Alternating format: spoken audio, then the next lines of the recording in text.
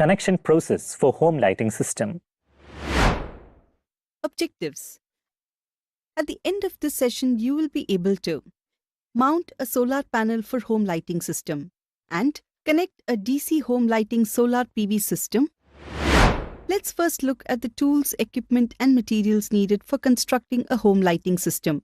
We will need tools, equipment and materials such as solar panel 260 watt 18.5 volt 1 number, battery 12 volt 40 ampere 1 number, solar charge controller 12 volt 10 ampere 1 number, DC cables, LED bulb 12 volt 9 watt 1 number, DC fan 12 volt 10 watt 1 number, DC DB with protective devices input side 1 number, DC DB with protective devices output side 1 number, multimeter 1 number, clamp meter 1 number, screwdriver, wire stripper, wire cutter and knife.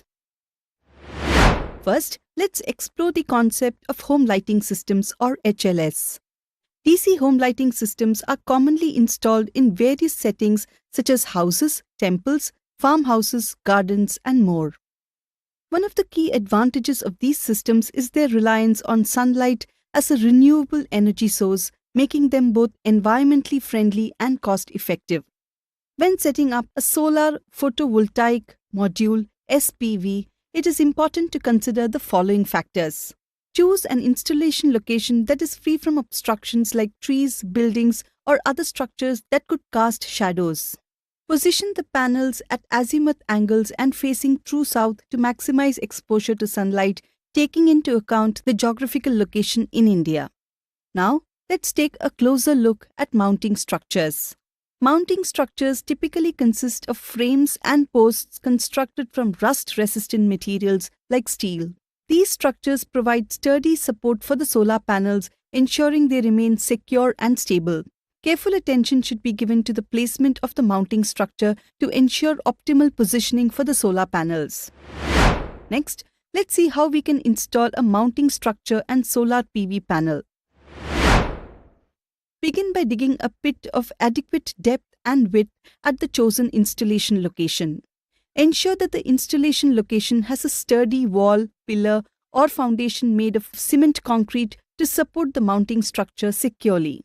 Determine the appropriate height for the mounting posts based on the site's specific requirements and conditions. Attach the posts firmly to the foundation using appropriate fasteners and techniques to ensure stability and longevity. Ensure that the mounting structure is installed perpendicular to the Earth's surface for optimal performance.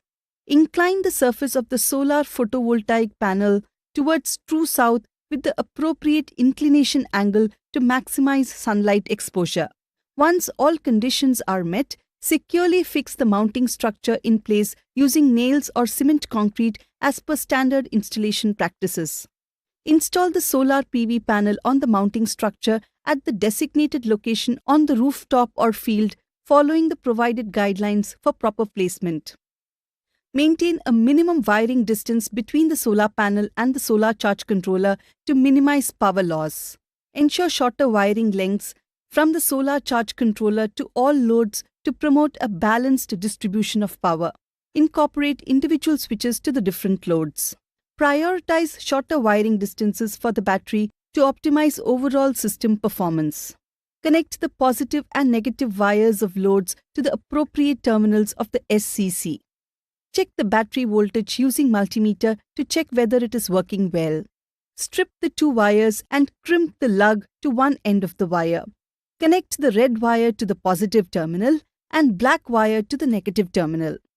Connect the red and black wires of the battery to the appropriate terminals of the SCC. Check the voltage of the solar panel using a multimeter. Connect the red and black wires of the solar panel to the appropriate terminals of the SCC.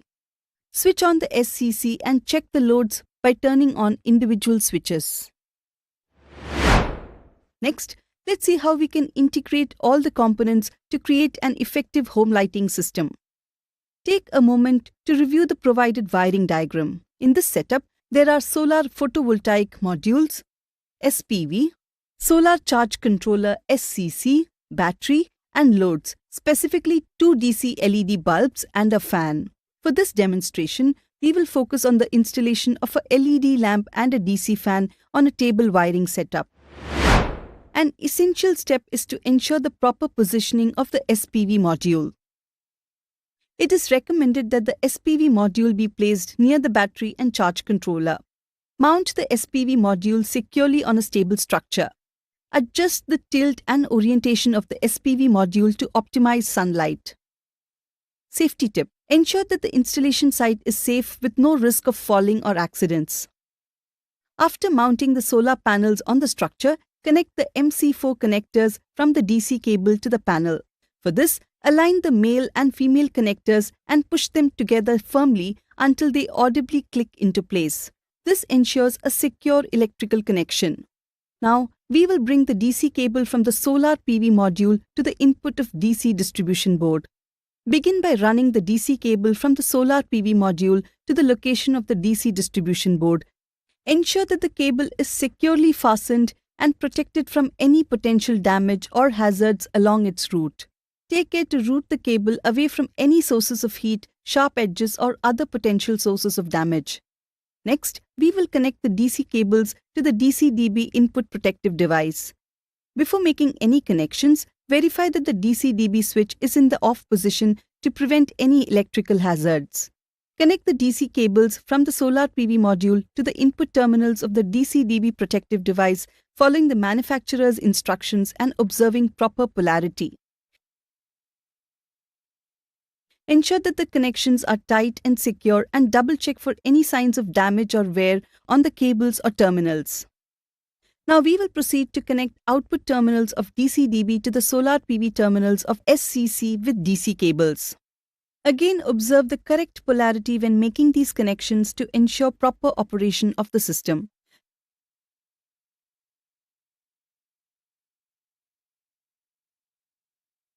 Use appropriate DC cables suitable for the current capacity of the system and ensure that all connections are tight and secure. After making the connections, perform a visual inspection to confirm that there are no loose connections, exposed wires, or other potential safety hazards. Before connecting the battery to the SCC, it is crucial to verify its voltage to ensure it is within the acceptable range for the system.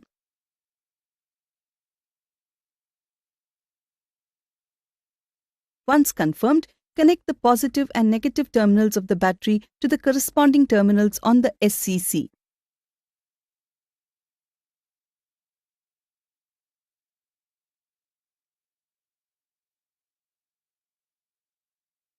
Connect the load terminals on SCC to the input terminals of output DC-DB with DC cables by observing correct polarity.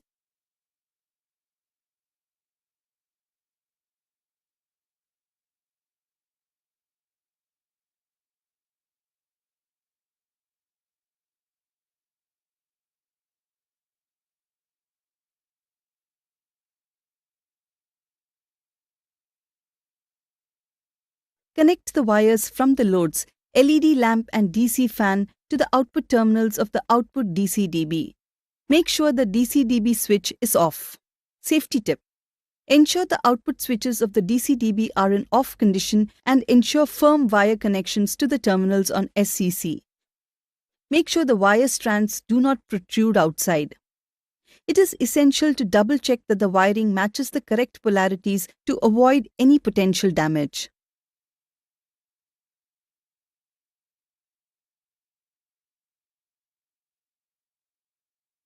Take time to inspect each connection thoroughly, rectifying any errors or loose connections found. Once everything is in order, first turn on the input DC-DB and then turn on the output DC-DB. Test each load individually using the DC-DB output protective device. Monitor the current and voltages flowing through the solar and battery cables to ensure proper operation. Please note that at night time, the SCC uses battery to power the loads. In other words, if input DC-DB is off, simulating the night condition, and output DC-DB is on, the loads still powers on. It is important to note that the loads in our system can be customized according to specific requirements, allowing for flexibility and versatility in meeting varying lighting needs.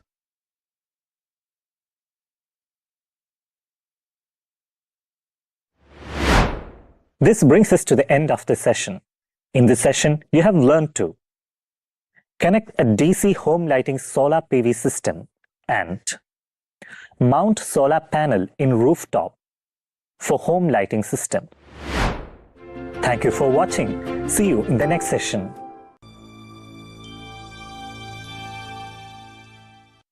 Hello and welcome to this session. In this session, we will begin a journey to master the installation and commissioning of a solar water pump. Join us as we explore the components, installation procedures, and operational insights to ensure a successful setup. Objectives. At the end of this session, you will be able to construct and test a solar water pump. Let's first look at the tools, equipment, and materials needed for constructing and testing a solar water pump. We will need tools, equipment, and materials such as solar PV module 335 watt 38.16 volt 2 numbers, BLDC motor pump set 750 watt 48 to 72 volt DC 1 number, steel water tank with plumbing pipes 2 numbers, control panel with digital DC voltmeter 1 number, digital DC ammeter 1 number, DC MCBs 2 numbers, DC terminals and patch cords, spanners, knife, screwdriver, multimeter, and DC clamp meter. Next, let's see and learn about what kind of environment is required for installing a solar water pump. Creating an optimal environment for solar pump installation is vital to maximize sunlight exposure, ensure efficient energy generation, and ultimately enhance the overall performance and sustainability of the system. A perfect setting for erecting solar panels would be in a vast open agricultural area with the sun beams down from above illuminating the landscape. Next, we need to identify the location to install the water pump. Selecting and preparing the location for our solar pump system is crucial for optimal performance. Being close to a natural water source is crucial for reducing energy loss due to lengthy cables and ensuring optimal system performance. It is also essential to ensure that the selected area is free from any obstructions such as trees or buildings that could cast shadows on the solar panels. Civil work plays a crucial role in the installation process of the solar panel system, ensuring a sturdy foundation to support the mounting structure and the weight of multiple SPV modules. The civil work involves several essential steps. Firstly, prepare the pit for the mounting structure and electrical ground point, ensuring proper placement and alignment for optimal functionality. Next, prepare the cement concrete, meticulously mixing and pouring it into the pit to create a solid and durable foundation. Finally, erect the structure, carefully assembling and securing it in a place atop the foundation, ready to support the array of SPV modules. The selection of the solar panel specifications should align with those of the pump based on its requirements. Next, ensuring a robust foundation through meticulous civil work is paramount for the successful installation of the solar pump system, facilitating optimal performance and longevity amidst varying environmental conditions. In addition, it is imperative to execute the essential plumbing work to ensure seamless functionality of the system. This determination would dictate whether a series or parallel connection is necessary to activate the pump. An appropriate pump controller needs to be selected for this system. Next, let's see how to connect the various components for a solar water pump system. We will connect components such as solar panel, pump, and pump controller to provide a comprehensive understanding of their integration. For this demonstration, we will be using 335 watt solar panels connected in parallel, 1 HP DC water pump, and a pump controller. As mentioned earlier, all these components are installed in their respective locations. First, identify the wires of the solar panels and connect them to the MC4 connectors. Attach the red wires to the male MC4 connector and the black wires to the female connector. This ensures proper polarity. With the pump controller in place, it is time to wire up the water pump. Make sure all connections are secure and properly insulated. During this process, be prepared to extend wires if necessary and complete any required plumbing work to ensure smooth water flow. Before making these connections, ensure that the cables from solar panel are not connected to the pump controller. This prevents from shock. Finally, connect the solar panel's cables to the pump controller and flip the switch. Watch as water flows from the pump, a testament to our carefully crafted connections. Next, let's see an alternative approach to showcasing the electrical connection of all the devices. This approach will offer a fresh perspective on the electric connection phase beyond the traditional method depicted earlier. This is the block diagram of the control panel where the solar panel and pump are going to be connected. The necessary circuit breakers will also be incorporated here.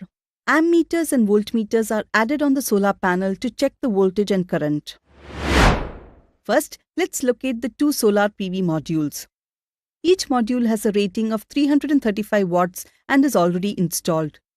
Our next task is to identify their corresponding wires. Next, we need to carefully connect these wires to the control panel.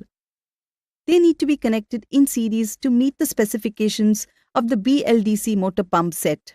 This set requires 750 watts of power, so precision is important here. Safety tip: before proceeding, ensure that all load switches are in the off position to prevent any accidental activation during the setup process. Next, we will take the connected wires of the solar PV module and securely attach them to the appropriate positions on the control panel. Carefully handle the connected wires from the solar PV module, ensuring they are free from any tangles or knots. Inspect the designated positions where the wires will be attached in the control panel. Align each wire with its corresponding terminal on the control panel, taking care to match polarity correctly to avoid any potential short circuits or damage to the system. Once aligned, we will securely fasten each wire to its terminal, making sure all connections are tight and secure.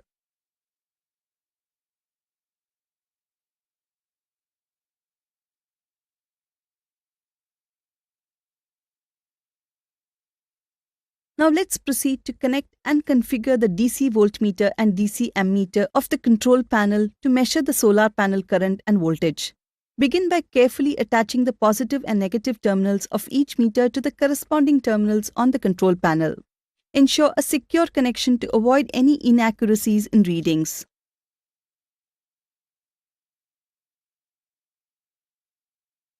The next step would involve the connection of the second circuit breaker. This connection ensures proper distribution and management of electrical power within the system. Subsequently, additional wires from the pump can be connected as needed to complete the circuit and enable the pump's operation.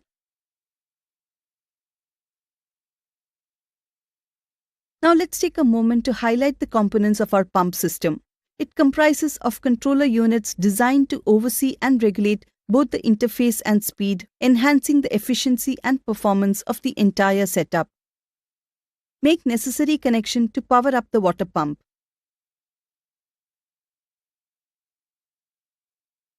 Before we proceed further, let's ensure that our system has access to the essential source it needs, that is water. We will verify that the bottom tank serving as our natural water source is adequately filled and ready for operation. After all connections are made, carefully turn on the switch or load of the system, ensuring that all connections are in place and intact.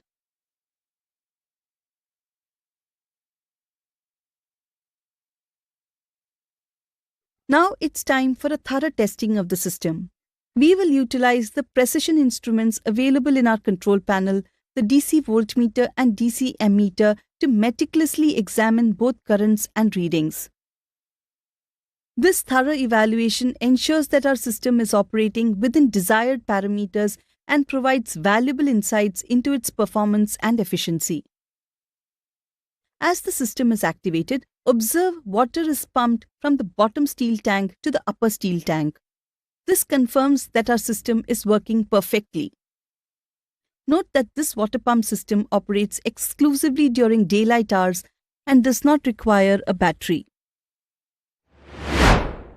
This brings us to the end of this session. In this session, you have learned to select an optimal location for solar water pump system, construct and install a solar water pump, and test the solar panels post-installation. Thank you for watching. See you in the next session.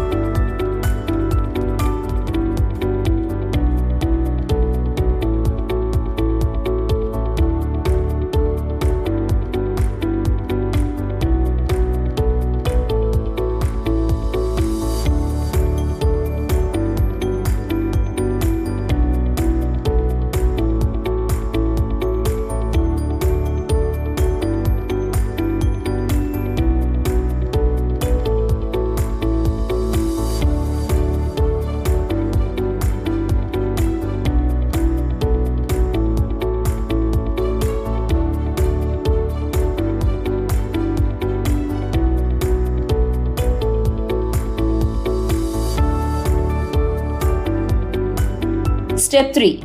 To the bottom left and connected to the bus is another fixed circuit breaker. There is an automatic transfer switch symbol. Also notice that a circle symbol which represents an emergency generator is attached to the automatic transfer switch. A low voltage motor control circuit is attached to the automatic transfer switch through a low voltage bus. On the right side of the third area, there is another fixed circuit breaker connected to the bus. It is attached to a meter center as indicated by the symbol formed by 3 circles. Below the meter center is a load center or panel board that is feeding a number of smaller circuits. This could represent a load center in a building that feeds power to any electrical equipment connected to the building. This table shows universally accepted electrical symbols to represent the different electrical components and their meaning within a circuit or system. These help in interpreting SLDs and understand the electrical symbols. The following are the major electrical substation equipment. Instrument transformers is a static device utilized for reduction of higher currents and voltages for safe and practical usage, which are measurable with traditional instruments such as digital multimeter, etc. Current transformer (CT) are generally used to measure currents of high magnitude. These transformers step down the current to be measured so that it can be measured with a normal range ammeter. Potential transformers (PT) are also known as voltage transformers, and they are basically step-down transformers with extremely accurate turns ratio. Conductors. A conductor is a material that has many valence electrons, permitting electrons to move through it easily. Generally, conductors have many valence shells of 1, 2 or 3 electrons. Most metals are conductors. Some common good conductors are copper, aluminium, zinc, lead, tin, eureka, nichrome, etc. Whereas silver and gold are very good conductors. Insulators. An insulator is a material that do not permit flow of electrons through it. Generally, insulators have full valence shells of 5, 6 or 7 electrons. Some common insulators are air, gas, rubber, plastic, paper, porcelain, PVC, fiber, mica, etc. Isolators. An isolator is a switch. These cannot be used for automatic tripping. Isolators are not meant for either closing or breaking the circuit on load or short circuit. Bus bars. The bus bar is among the most important elements of the substation and is a conductor which carries current to a point having numerous connections with it. Lightning arresters are the protecting equipment of substation from high voltages and are also limiting the amplitude and duration of the current's flow. Circuit breakers. A circuit breaker is a mechanical switching device capable of making, carrying and breaking the currents under normal condition and breaking the currents under abnormal conditions like a short circuit. Relays. A relay is a device which opens or closes an auxiliary circuit under predetermined conditions in the main circuit. Capacitor banks. The capacitor bank is defined as a set of numerous identical capacitors which are connected either in parallel or series inside an enclosure and are utilized for the correction of power factor as well as protection of circuitry of the substation. Batteries. Some of the important substation parts such as emergency lighting, relay system and automated control circuitry are operated through batteries. Wave trapper is placed on the incoming lines for trapping of high frequency waves. Distribution feeders transport power from the distribution substations to the end consumer's premises. The feeders run along streets overhead or underground in some cases and power the distribution transformers at or near the customer premises. Here is a schematic representation of the substation.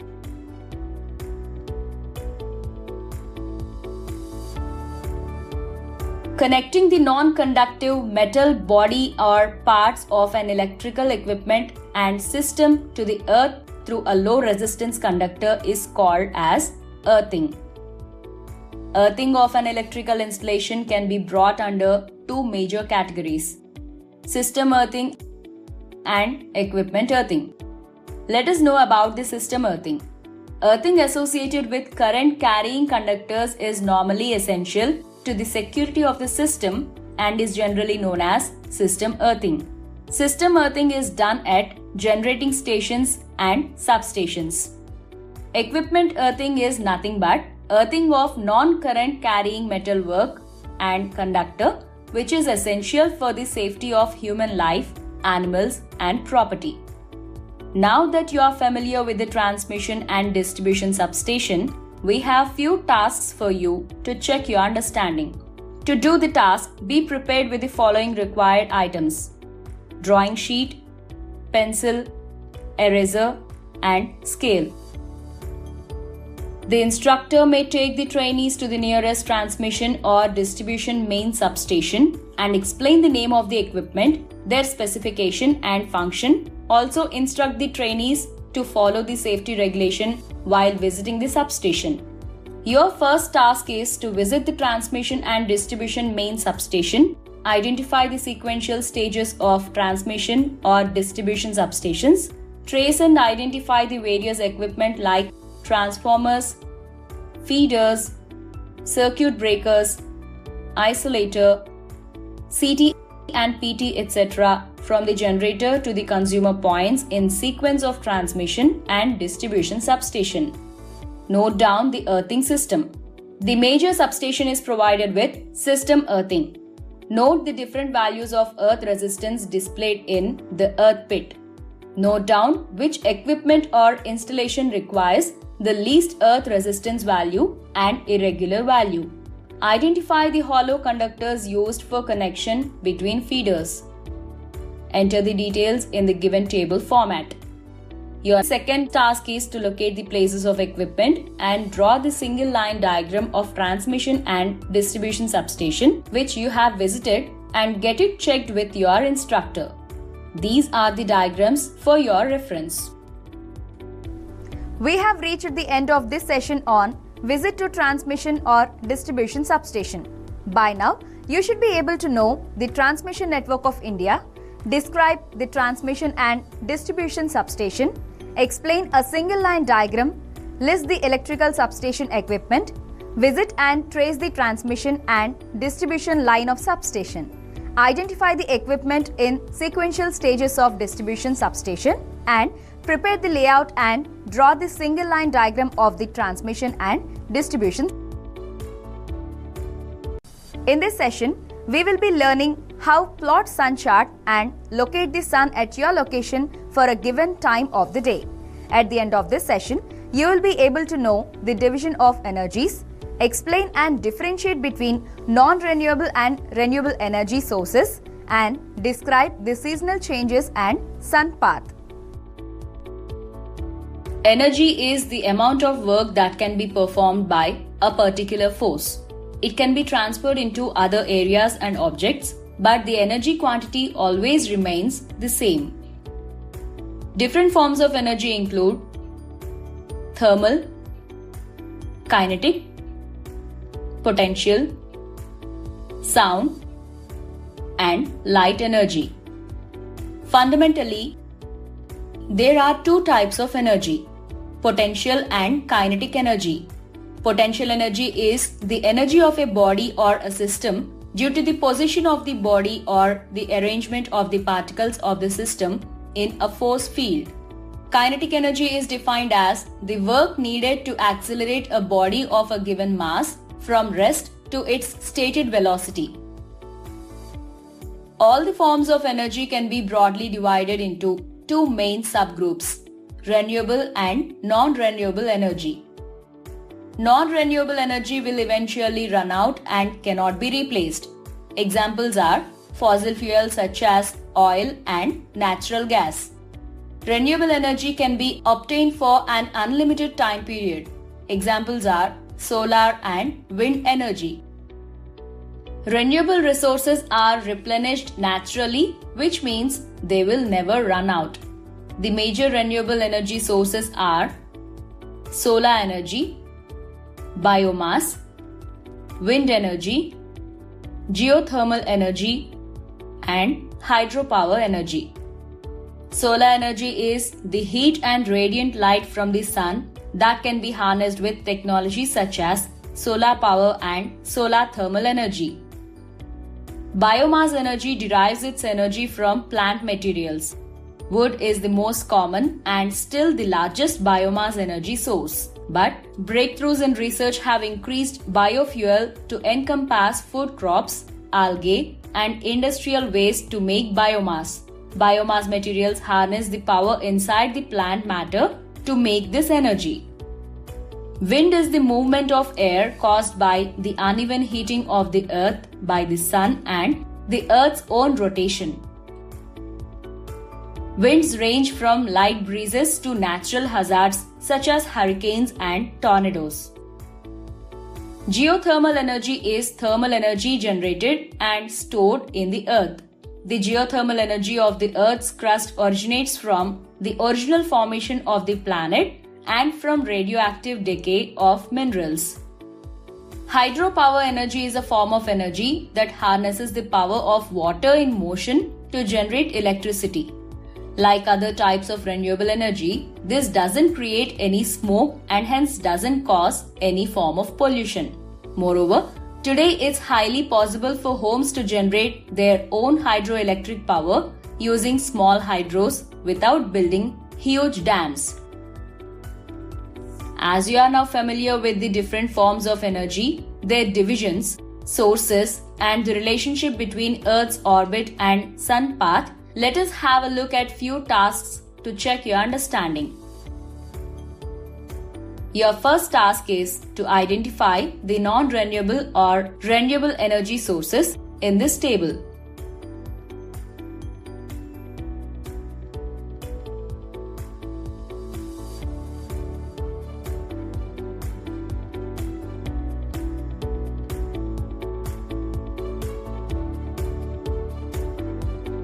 Your second task is to study the nature and analyze how does solar energy influence the other renewable energy. Solar energy is much more effective and versatile than wind power as it can be deployed close to load centers, thus reducing burden on transmission lines. Solar plants do not modify the environment and can be built in a few months as compared to hydropower plant. Photovoltaic cells are superior compared to biomass as they do not occupy fertile land that could be used for crops. Geothermal energy can only be used as a heating and cooling solution, while solar energy can generate electricity with photovoltaic PV technology.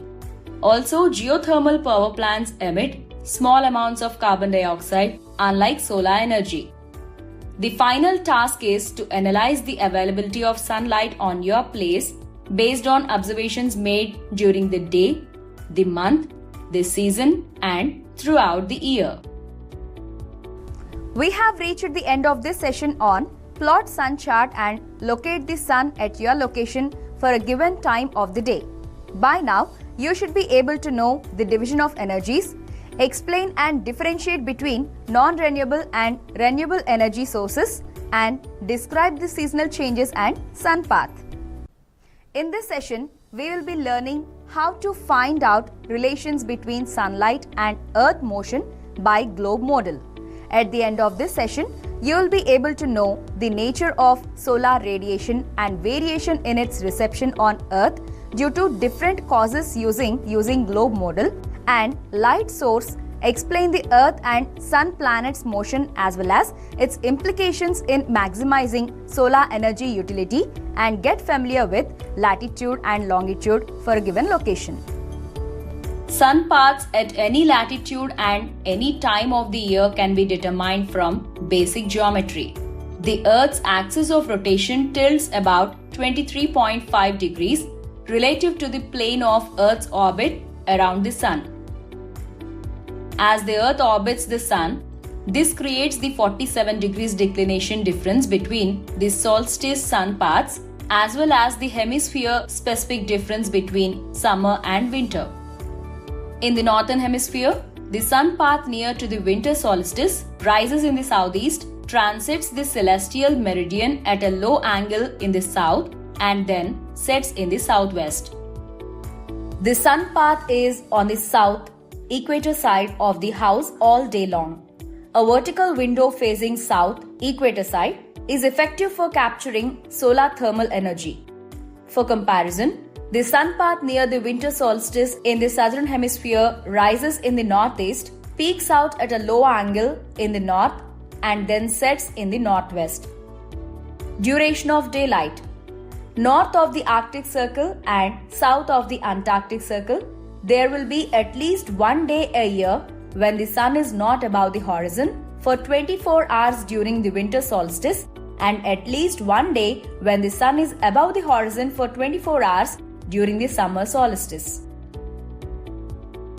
The angle of incidence of the solar radiation is changing continually as the Earth is circling around the sun and also spinning around its own axis.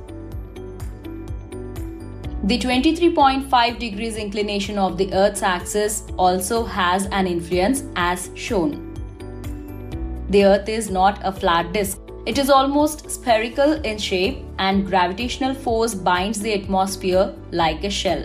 The intensity of the solar radiation at a point on the surface is therefore influenced by the curvature of the surface and the effective thickness of the atmosphere.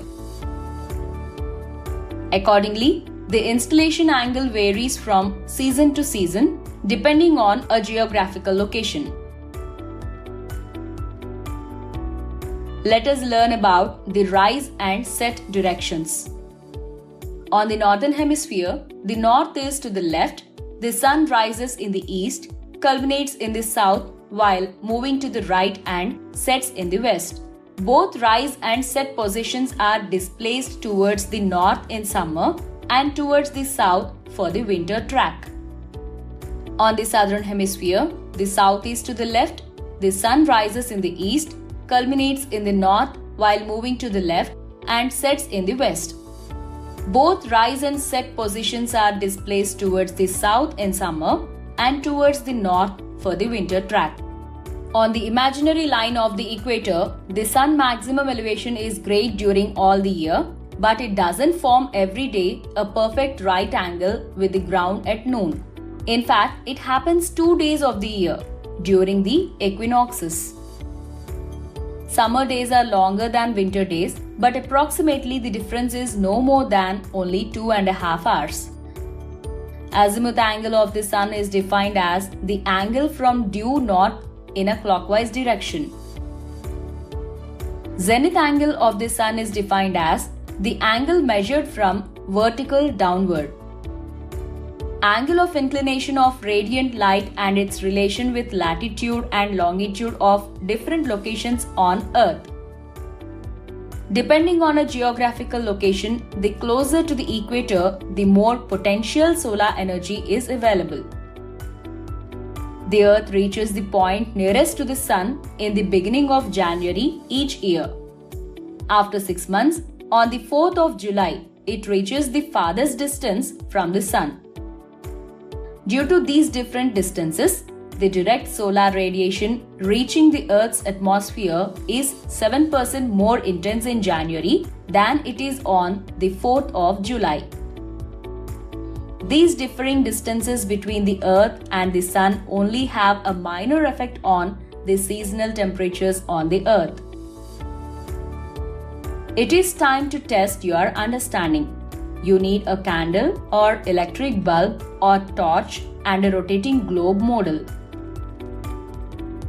Your task is to study the given diagrams, which is a pictorial representation of Earth's path around the Sun, and record your understanding. We have reached the end of this session on Find out relations between sunlight and Earth motion by globe model. By now, you should be able to know the nature of solar radiation and variation in its reception on Earth due to different causes using globe model and light source, explain the Earth and Sun planets' motion as well as its implications in maximizing solar energy utility, and get familiar with latitude and longitude for a given location. In this session, we will be learning how to observe on globe which countries are in the northern hemisphere and which are on the southern hemisphere. At the end of this session, you will be able to know the northern and southern hemisphere and find out the countries in northern and southern hemispheres. The equator of the Earth splits the Earth into roughly two equal parts, which are known as hemispheres. The two hemispheres have opposite seasons and the night sky can look very different. The northern hemisphere is the northern half of the Earth that starts from 0 degrees latitude to 90 degrees north, forming the North Pole. The southern hemisphere is the southern half of the Earth that starts from 0 degrees latitude to 90 degrees south, forming the South Pole. Have a look at the world map showing the northern hemisphere constituting 87% of world population, thus forming the largest portion of land mass on the globe. 5 of Earth's 7 continents are either wholly or partly in this hemisphere. This includes complete North America and Europe,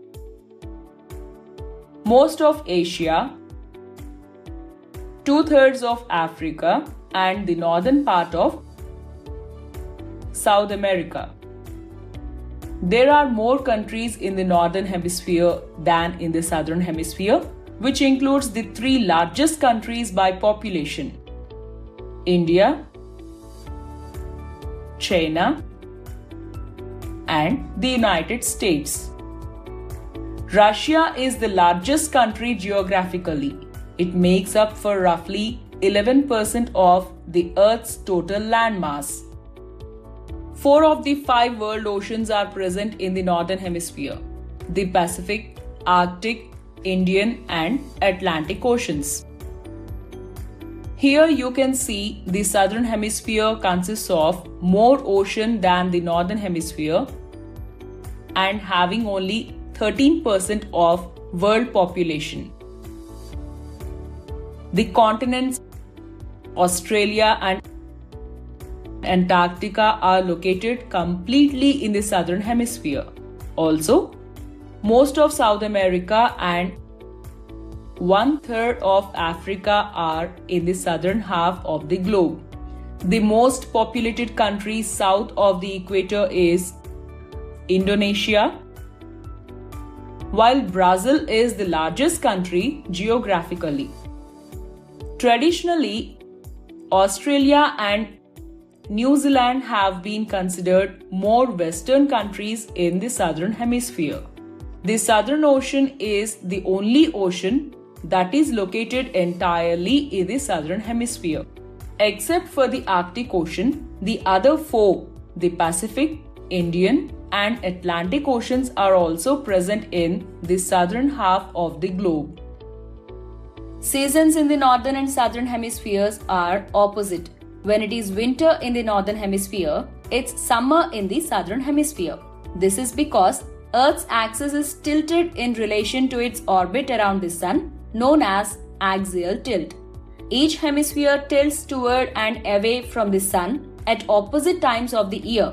So, when it is winter in the northern half of the globe, it is summer in the southern half, and vice versa. Astronomical spring in the northern hemisphere starts with the March equinox, summer with the June solstice, fall, autumn with the September equinox, and winter with the December solstice. The northern hemisphere receives more sunlight between March and September, and the southern hemisphere receives more sunlight between September and March. The seasons are unequal in the northern and the southern hemisphere. For example, summers in the northern hemisphere are a few days longer than summers in the southern hemisphere. This is because the Earth is slightly further away from the sun in July than in December and moves more slowly in its orbit around the sun. Now that you are familiar with the northern and southern hemispheres, let us do few tasks to test your understanding. You need a globe model or world atlas to perform the task. Your first task is to find out the countries in the northern hemisphere and record in the table. Your second task is to find out the countries in the southern hemisphere and record in the table. We have reached the end of this session on Observe on Globe which countries are in the northern hemisphere and which are on the southern hemisphere.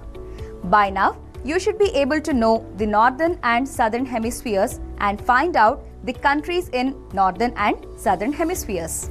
In this session, we will be learning how to prepare a list of places around India, their latitude and longitude.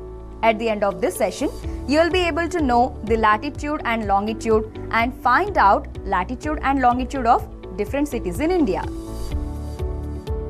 Let us learn about the latitude and longitude.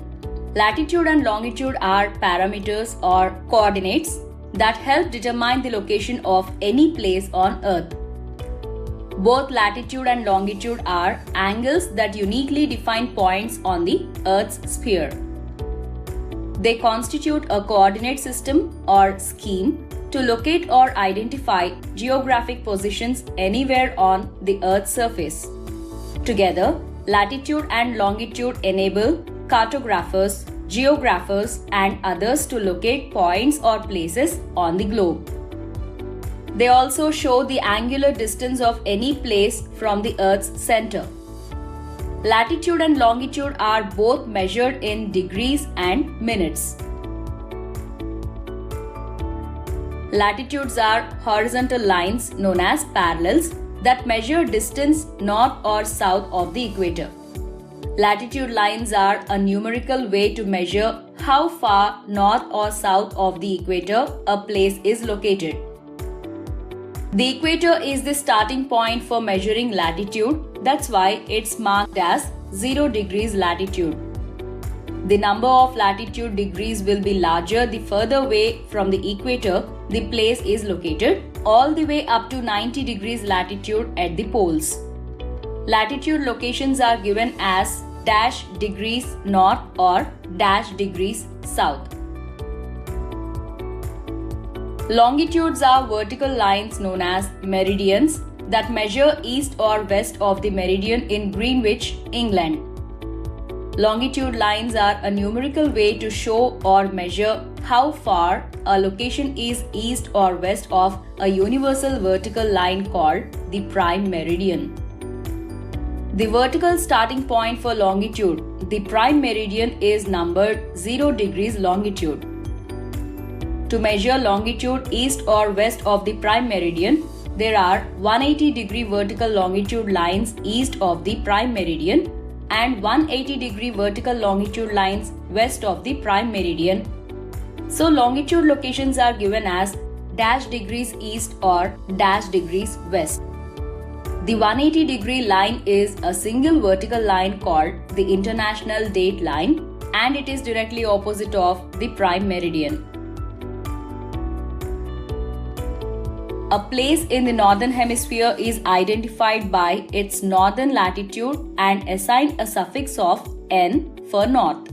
The latitude of the Tropic of Cancer is expressed as 23 degrees 26 minutes north or 23 degrees 26 north. Similarly, the Arctic Circle, which is nearer to the North Pole, has a latitude measure of 66 degrees 34 minutes north. Latitudes in the southern hemisphere are assigned a suffix of S for south. Thus, the Tropic of Capricorn, the horizontal imaginary circle below the equator, has a latitude of 23 degrees 26 minutes south, and the Antarctic Circle, a horizontal circle further below the equator and nearer to the South Pole, has a latitude measure of 66 degrees 34 minutes south. Latitudes north of the equator are denoted by positive values, while those in the south are assigned negative values. Latitude angles can range up to plus 90 degrees or 90 degrees north, and down to minus 90 degrees or 90 degrees south.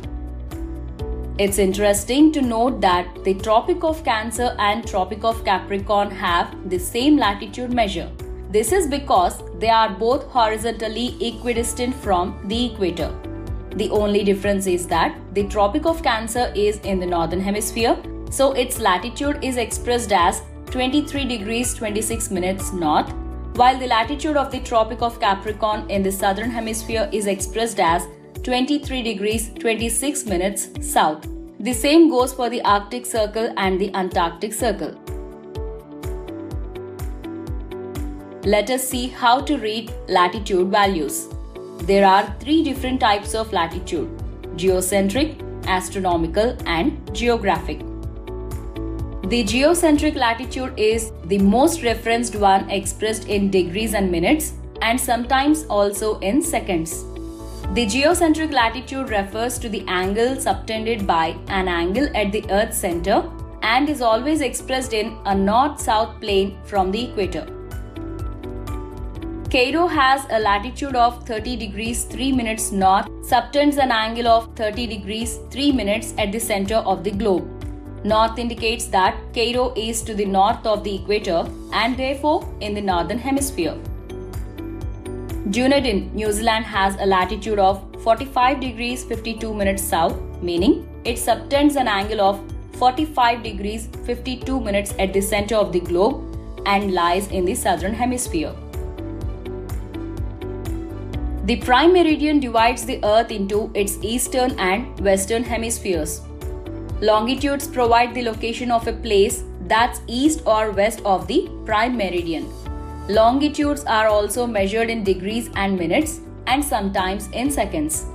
All longitudes are measured from the angle they make with the center of the Earth based on the intersection of the equator and the prime meridian.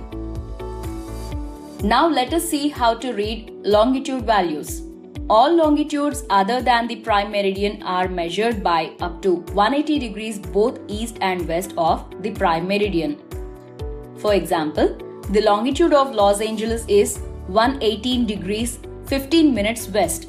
This indicates that Los Angeles is 118 degrees and 15 minutes to the west of the prime meridian. Los Angeles is in the western hemisphere. The longitude of Mumbai, India is 72 degrees 50 minutes east, indicating that Mumbai is 72 degrees and 50 minutes to the east of the prime meridian. Mumbai is in the eastern hemisphere. Here we will learn how to read both latitudes and longitudes. Every location on Earth is expressed in terms of its latitude and longitude values. Together, the circles of latitude and meridians of longitude show where a particular place is located on Earth with reference to the prime meridian and the equator. Example 1. A point described as 59 degrees 57 minutes north and 10 degrees 45 minutes east is located 59 degrees and 57 minutes north of the equator and 10 degrees and 45 minutes east of the Greenwich meridian. This location is Oslo, Norway. Example 2. Montreal, Canada is expressed as 45 degrees 30 minutes north and 73 degrees 34 minutes west. These coordinates show that Montreal is 45 degrees 30 minutes north of the equator and 73 degrees 34 minutes west of the prime meridian. Example 3. Papua New Guinea is in the southern and eastern hemispheres. That's why the coordinates of its capital city, Port Moresby, are expressed as 9 degrees 31 minutes south and 147 degrees and 13 minutes east. As you are now familiar with the latitudes and longitudes, let us do a task to test your understanding. You require a globe model or world atlas to perform this task. Your task is to check on the India map or globe model over India and select few city names from all regions. Find out their latitude and longitude. Append the findings in the table.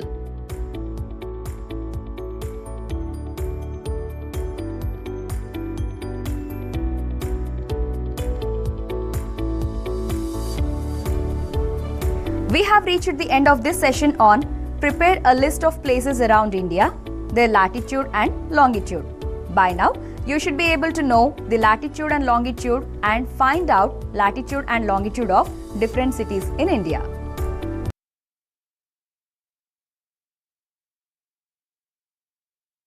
Ladies and gentlemen, now we are coming to green ratings, green buildings, green concepts, which would all entail a singular meaning of becoming more friendlier to Mother Earth, more friendlier to the natural native elements that make our life.